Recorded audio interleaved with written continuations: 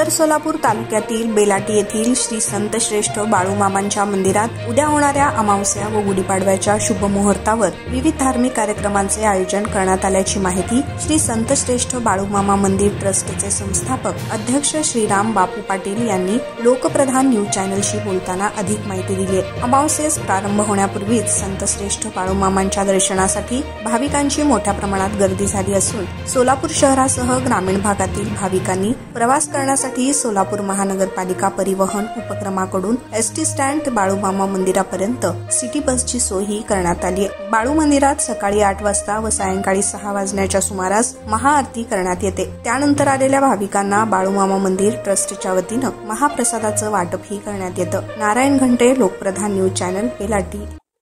मी श्रीराम हनुमंतराव पाटील, बाळूमामा ट्रस्टचे अध्यक्ष।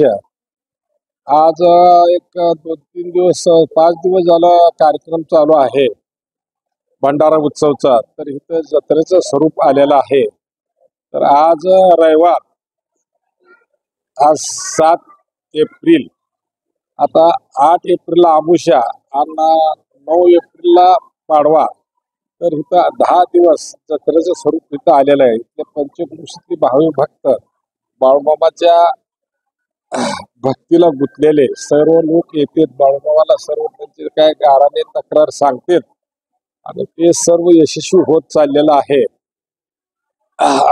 इथले बेलाटी गावचे ग्रामस्थ इथे पाण्याची अडचण असल्यामुळे बाळूमामाच्या इथं फिल्टरचं पाणी गावातले सर्व बेलाटीकर रहिवासी इथूनच पाणी घेऊन जातात।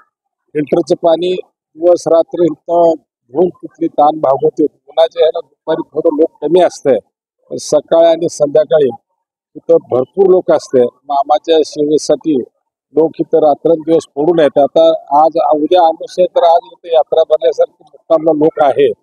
आता भक्त निवासचं काम आम्ही चालू करणार आहे। सिटी बस चालू झालेली आहे आणि इथं सर्व म्हणजे प्रति आत्मापूर सारखं स्वरूप येत चाललेलं आहे।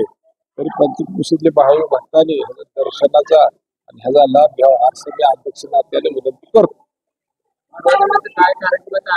पाडव्यानिमित्त वळे आहेत, धनगरी वळे आहेत, भारुड आहे, कीर्तन आहे आणि सर्व इथं 2 दिवस 3 दिवस आता फुल कार्यक्रम आहेत।